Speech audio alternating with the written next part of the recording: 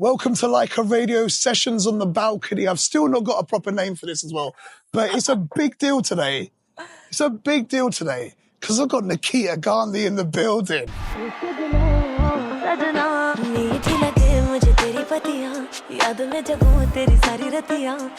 Welcome to London. Beautiful, cold as well. Welcome to Lyca Radio as well. Thank you very much for coming here. So what are you doing in London? I had a show a couple of days back on Saturday. I mean, I don't know when this is going to air, but I had a show on this trip. It was obviously an Indian audience and it was a post-Diwali bash.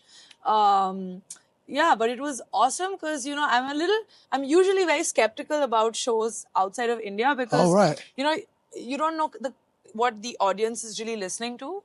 Because you expect people to be a little more behind on their Indian listening because like people kind of get stuck in time when they come to other countries.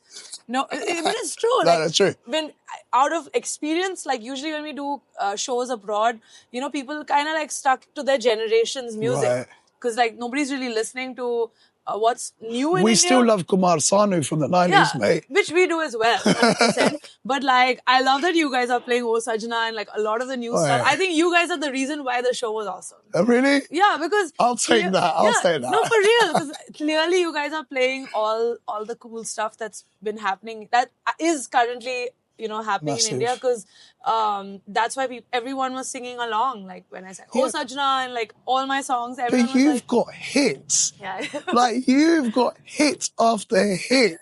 Like even the new Gore Gore as well. You're on that as well. Yeah. Or Sajna, I'm a massive Banshan Divine fan. Right. You're on that. Like your voice is just rent free in my head. We're gonna start back on the voices rent free because obviously someone wants to fly at these times right now. But I love this concept, by the way, by the river. Is this a river? Yeah, so it's a little estuary that they siphon off as well. I mean, it is lovely. They do boating here as well. So if you ever come next time, we'll do an interview on a boat.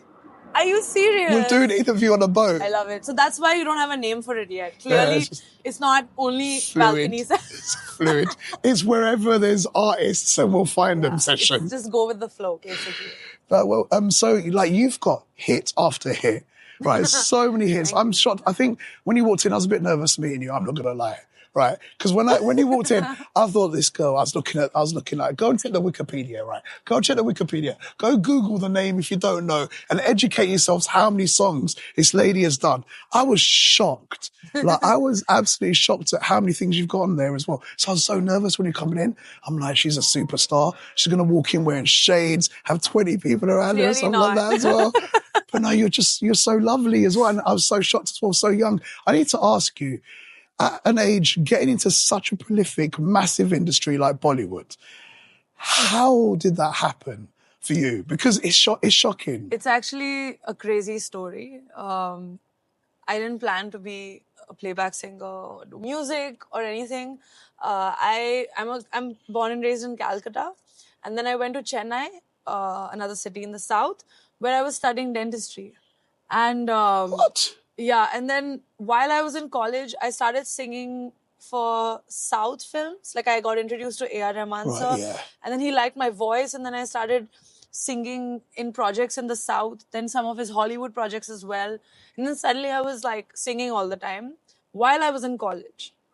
So like there was this like little crossover where I literally was like dental student by day and singer by night. What? And then by the time I was done, I did finish. I am Dr. Nikhita Gandhi. What? So, like, I finished my course, but I was like, I mean, now that I'm done and I'm basically singing full time, I guess this is what I'm going to do. And then literally like within that same year, Rabta happened. Right. Which was my first Bollywood song. No way. And then I think that gave me more faith in my journey because it's like, oh, now I'm singing in Hindi films. So I guess this is what I'm going to do. Rabta's quite a powerful song to come as a first single. It is. Like, were you quite nervous when doing that? I actually had zero expectations. Like when I was recording the song, I was like, oh, they're definitely not going to keep my voice on this track because it's already a superstar song. Deepika was the face of this version of the song and it was a title track of the film. I hadn't even sung anything in Bollywood. So I literally had no expectations that this song would actually come out in my voice. And then it did. and I still don't believe it actually most of the time. But I'm like, how did this even happen? So it's been pretty crazy, but I'm so grateful that I get to do this. Like now, I can't imagine my life any other way. Paint me a picture, right? So you're a dentist, you're a doctor, right? You're a doctor. You're chilling with the way you just casually said I got introduced to A.R. Rahman, like the legendary status, A.R. Rahman. But like, what's the vision? So you do this first track, Deepika's the face of it, right? It's massive. It was Agent Vinod of the film, wasn't that? So Agent Vinod was the original Rabta, right? The original version that came out, and then a couple of years later, like the version that I sang was the title track of the film Rabta, in which again it was me and Arijit, and Deepika was like she wasn't in the film, but she was the one in the song. She was just there in this film for this song. So what happens day 2? So the song's out, everyone's seen it now, everyone's realised what happens the next morning when you wake up? How did your life change? I don't think I could wipe the smile off my face. And it was just like it was like this whole pinch me now situation where even my school friends, I would just get these random texts from my school friends, and they're like, is that really you? It's like, I saw your name on the credits, like, is that really your voice? And like, it was just so unreal. Like, what is happening even? Because it wasn't like, I grew up being groomed to be an artist, or I didn't do any reality shows, so there was no this aspirational journey to become a playback singer, because most singers take that journey, right? Where of course. They do reality TV and they compete because they really want to be a part of the industry. Of course. And it was kind of different for me, and which is why it was so like unreal. Like what? Like I sing now. I live in Bombay now. It was just a whole bunch of that. So it all just happened all at once. So the single came out, started singing, working with the art. No, so A.R. Rahman was when I was in Chennai, and then when I was actually helping a friend move from Chennai to Bombay. Okay. When I sang, then he, I think, played my random covers to some friends in the industry. So you were singing at college, you said? Yeah, I used to just sing. So I used to just love singing, but didn't think I would make anything out of it. And then a bunch of people heard my random covers and stuff, and then they called me to Preetham's studio. Preetham is the composer of Rasta. Yeah, of course, yeah. And I did a bunch of scratches in his studio, and then next thing you know, Rabta is my debut song in Bollywood. Mad. And then I was like, I guess I should start looking for an apartment in Bombay. So now you've helped your friend and now you're moving to Bombay as well now? Yeah, literally that's what happened. That's pretty awesome. Worried about that second plane as well. So I need to ask now, what was some of the hardest things you had to deal with when you went to Bollywood? Because it's all rosy. Yeah. When you got there, was it as easy? It took me some time to... Actually, one of the first few things I had to adjust was time management. Right. I think we should wait for that. Let's go, yeah. Obviously, City Airport quite busy today, isn't it? I think this is a Monday morning problem. Gee. So, the first thing I had to really get reset in my brain was time management and to be on a need-to-know basis. Because I feel like it's a very chaotic industry where recordings happen sometimes at the drop of a hat. There's not much scheduling that happens in the film industry, in the music industry. So I think that took me some time. Because I'm actually still always on time. I was here yeah, you were. I was 10 minutes early. Yeah, no, you were on point. I can't. Shout out Darsha was running late, by the way. Yeah, and my manager was late, but I'm on time. And that's always been the case. Every recording, I'm the first one in the studio, and then the engineer's the composer's on his way, and I'm just now I'm used to it. Initially it used to be why is no one on time? And it used to bother me, but I think that's the first reset that I had to make in my brain, that things will just happen when they happen. And now that I'm traveling so much and I'm a gigging artist, I've even explained to my parents, because we're all very very timetable kind of people. We like being on time for things. And my parents would be where are you going next? Where's your ticket? Where are you staying? I'm I'm on a need-to-know basis. Uh, I'll know when I know.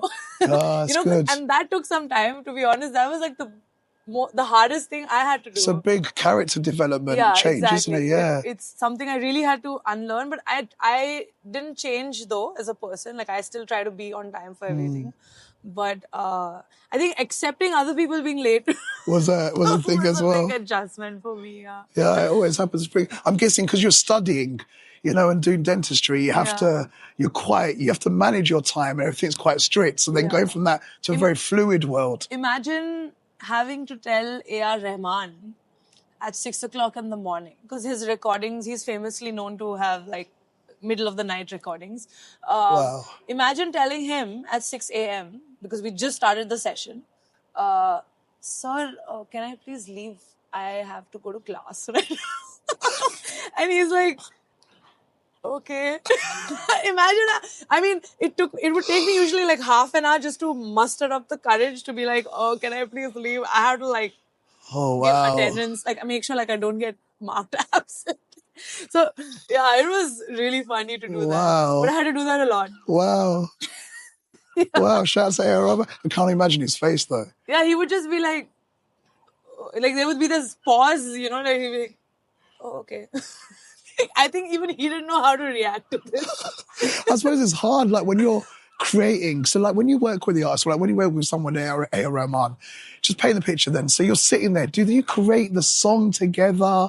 Does he have a song idea? It's usually different every time. Like sometimes I have watched him create music from scratch. Sometimes, there's already like a song in place and like a sort of like a rough vocal scratch that he's sung on a voice note and then just kind of emulate that with the lyrics. So it's usually different, and this goes for everybody. Like all the composers, every song is different. Like I remember we were just talking about O Sajna, and I remember most of my recordings with Bacha have been so random. Like the first time he messaged me was the most random thing ever. It was during lockdown, and we had worked together on a film called Stree. We had done this song together. The first one. Yeah. So we had met. We had a song called Aao Kabhi Haveli Pe together. And then he like randomly texted me like, hey, there's this one song I want you to like sing on. And he just like sent me like this cue track. And I didn't have his number. So he wrote, hey, this is Bacha. Here's like, I want you to like hop on just one WhatsApped song. you? He just WhatsApped me. And I was like, and there was no picture or anything. So I was like, who is this? So I was just like, are you, like, I still remember my reply was like, is this the Badshah ? And then I think he just like ignored my question and just sent me a voice note. And when I heard his voice note, I was like, oh, that sounds like his voice. Because I was just like straight up like, who is this? Yeah. Come on, just randomly send me a message like that. I replied. I was like, thanks for the voice note, because now I know who it is. Like, so get this, like, there's this guy called Bacha who is the manager of this artist called Papon. Right, okay, yeah. So like, and I was like, maybe it's that one. It's that guy, because like, why would Bacha randomly text me? So that's actually how I got Bacha's phone number. Crazy. How did he get yours? I don't know. That's a great question, actually. We should ask him. Yeah, one day. I'll ask him next time. Yo, bro, how'd you get Nikita's number, man? I think it's easy to get, for artists to get other artists' numbers. Like, yeah, I'm sure if you're in the network. Yeah. Yeah, I'm sure someone will give it. Yeah, like, I remember once Preetham asked me for Bacha's number. I was like, okay. And it's like, usually when someone asks you for someone's number, you usually check with them. Like, yeah, if you can pass it on, yeah. So I was like, they're both really like prolific people, so I don't know how to... It's awkward, isn't it? Imagine if someone turns around and said, yeah, don't give me my number. You're like, what do I do now? What do I do now? Why? I just want to sing. Yeah, I think it was the other way. I don't know who asked for whose number, but I was just like, why am I in the middle of this? Yeah, but I guess that's how he got my number. Like, is Bacha another 6 a.m. kind of session person? He is a late night session person, but... yeah, it's never been like 6 a.m. Like maybe like 10 at night. That's just A.R. Rahman, 6 a.m., yeah? Is that late night or early morning? That's a great question. I think for him, it's afternoon. I need to ask you, as a singer, because like obviously my voice is gone at the moment, so I do radio and I just get so strained out. Right. As a singer now, when you're sitting there, you've got to hit these sessions. You're doing sessions at 6 a.m. while doing school and living life. And I'm sure when you were young, you were screaming and shouting and having the best life as well. Yeah. How were you looking after your voice, and how important was that at that time? I think I did, like, there was this little phase I had where I like developed vocal nodules because it was like too much of, and also it was new to being a professional singer. Scariest thing. So yeah, I think I didn't know how to really control. I would get excited and like over project on stage, and then I would lose my voice. Right. And then I got to know that I was developing nodules. But when they're soft, it's easy to like there was this one time I didn't open my mouth for a month. Wow. Because I got so scared that I got diagnosed with soft nodules. Right. And the doctor was like, vocal rest is the best way to get better. And whispering is worse. So Really? yeah. So literally, like, for an entire, because I was so scared, because this was literally like everything, right? So I just stopped talking for like an entire month and I got better. So, and I think that was like a turning point for me as an artist also, to understand not to give too much, to be a little more, to invest in good equipment for your in-ears, and just to get a lot more smart with the way you perform as a gigging artist, because I think that's where losing your voice is very easy. Yeah. The great thing though is like I love bland food and and I love sleeping. So I think Bland food. like I'm not a very spicy food person. A lot Right. of people ask me like, do you have any dietary restrictions as an Yeah. artist? And I was like, weirdly, like I personally love, like I'm a dal chawal baby, so I'm not very big on spicy food anyway. Like as a preference, not for my voice. So I think I guess Maybe that just helps and yeah. warms as well. Do you ever have to worry about hot and cold drinks and stuff like that?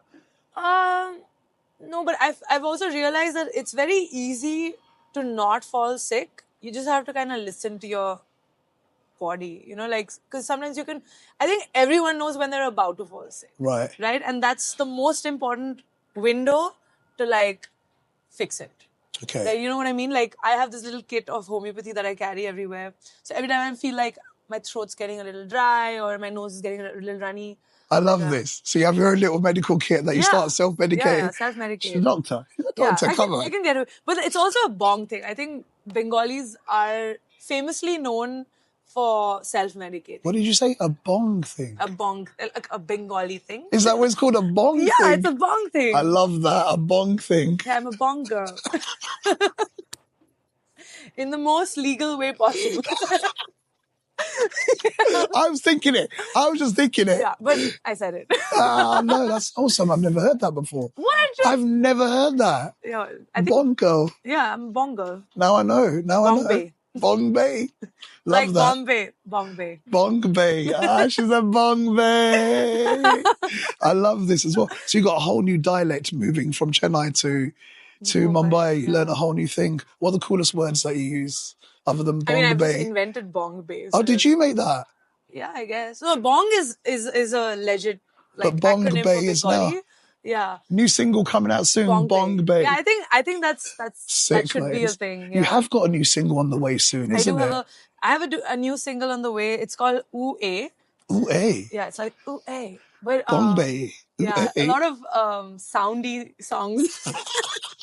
Like Sajjan. Yeah, but yeah, it's just like I keep dropping these singles that I compose as well, because I love making music apart from the playback stuff that I do. Yeah. I dropped like last year I dropped a single with Vidya Vox and Shankar Tucker. It was called Maharani. So that was again a song that we wrote together. So yeah, I keep doing that as well. It might not be like as, you know, famous as the stuff that I do. It's different. Bollywood versus independent. It's a very different world. Different ballgame. Yeah. Like, did you have a lot of pressure? So there's quite a few questions I need to ask for. One, playback singers, most of the times what I understand is the lyrics are given to you, right? So you don't get to conduct how the lyrics and what goes on. So what do you prefer? Something given to you to sing, or do you like doing your own compositions and your own writing?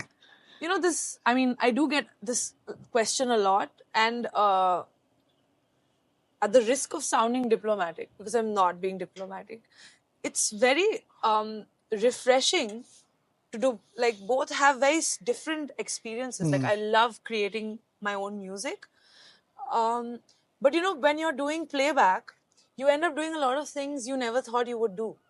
So it pushes you? Yeah, it pushes you, Right. it makes you discover things. Because, you know, when you're composing and by yourself, you get more and more comfortable in a particular sound. Right. Because, you know, you're good at it. So you keep doing it again and again. Yeah. And you think you're good at it, right? And so you're not really like expanding.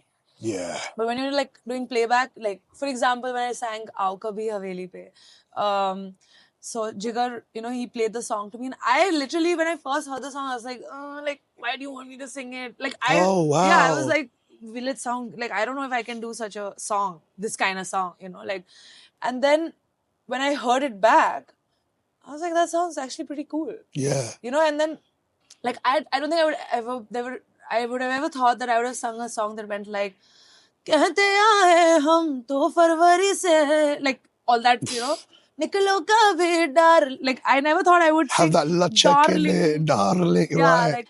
like oh kabhi, it's like such a itemy song, right? So I never thought I would do that, but then it, like once I heard it, I was like, damn, that sounds really cool actually. So you would have never sung that style unless... Yeah, on my own. Yeah, so I think it really helps you explore so many things about yourself. That, for example, before I sung anything, I used to only sing like these very low bluesy, jazzy songs. Like Right. I used to listen to like Alicia Keys. Because you've got a very laid back kind of delivery. Yeah, exactly. I feel, and I do have a husky voice. Yeah. So I just thought that that's my zone, like really like husky, low, alto-ish kind of songs, like very Alicia Keys, Ella Fitzgerald, like that zone, Yeah, Ella. that world.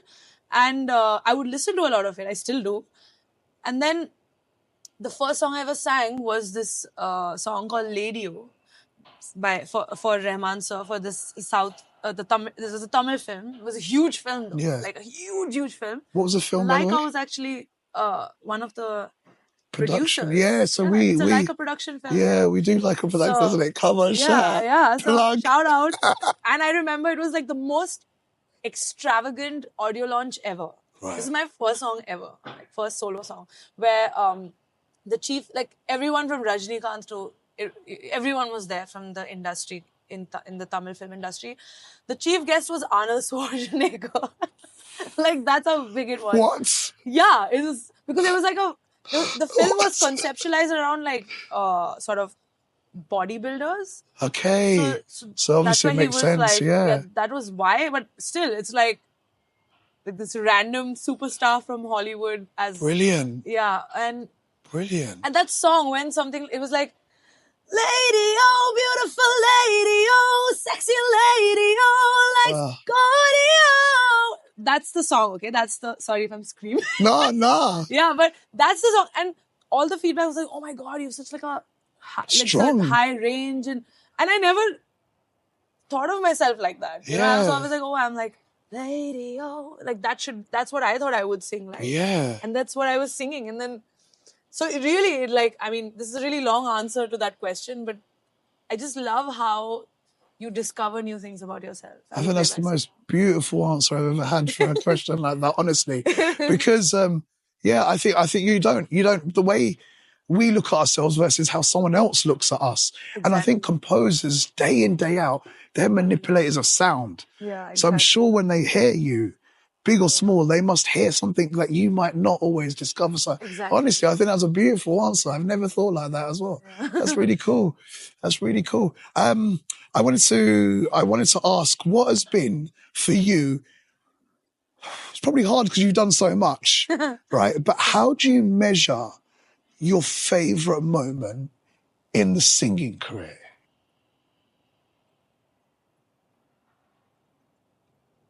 The one that brought you really joy. Hard. That's a heavy question. My favorite moment? I don't think I can pick a favorite moment. That's hard. Is it just like they just replace the previous one? I don't even think they replace the previous one. I think you just kind of add, like, you know, you have that shelf for awards, and then it just kind of keeps adding. Then you add another shelf, and then because it's like that for memories, right? Yeah. Like you can't really replace one with another, but you can add, like, oh, now this probably is my favorite moment. But no, wait, that, there's a lot of that. So let's go with your latest one then. The latest moment that Okay, felt I right. mean, this is random. It's probably not my biggest moment or my favorite moment, but I'm just whatever came to my head.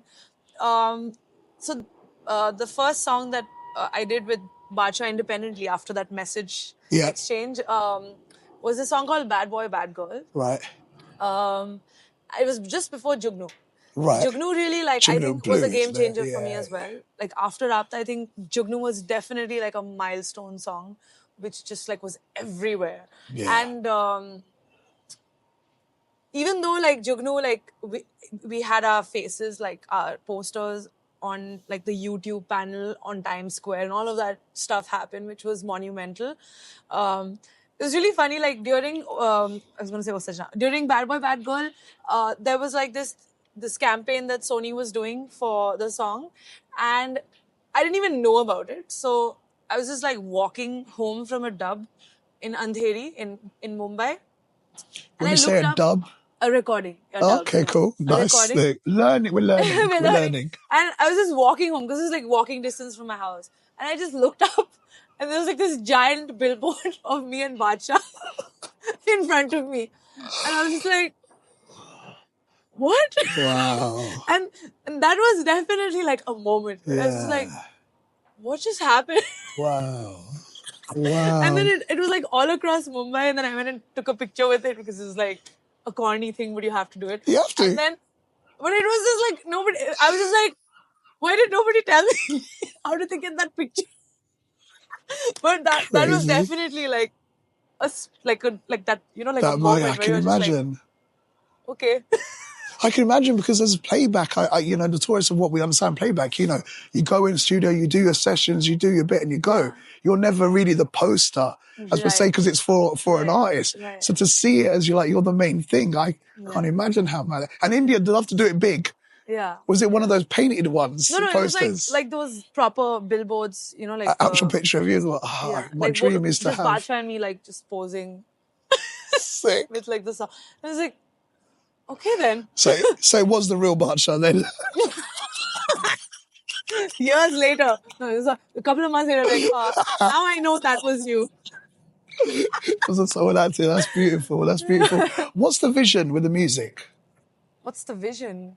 That's a great question. Because like you said, you just you were doing dentistry. Yeah. You flew into music. So I think currently the vision keeps evolving, but right now the vision is Nikhita, the independent artist, sort of scaling to Nikhita, the playback singer. I think that's the vision right now, where the artist becomes like, where I want to be able to drop music on my own. Yep. And make it have the same impact as when a song releases in a film, which is a very big vision, and it's a very hard one because, India is sort of designed to consume film music. Yeah. Though it's changing. Yep. But because we're in this wave of change where film is not necessarily the only industry supporting music. Music has its own brain now, which is great. And I think the Punjabi industry has definitely caused that change. The UK Indian, artists have and I think that they've been doing it for years. Yeah. Like from Jay Sean. We've had our own little niche. Artists who've been dropping hits like when we were kids, right? So, and I love that that's becoming a larger and larger thing. Yeah. So I think it is a great vision to have now because it's doable. It just takes patience and consistency. Oh no, I pray that happens as well because, like earlier on when I mentioned, for example, if I mention your name, some people might not know you by name straight away. But until when they hear the song, they know every single song, they know every melody, and they know your voice completely through from there.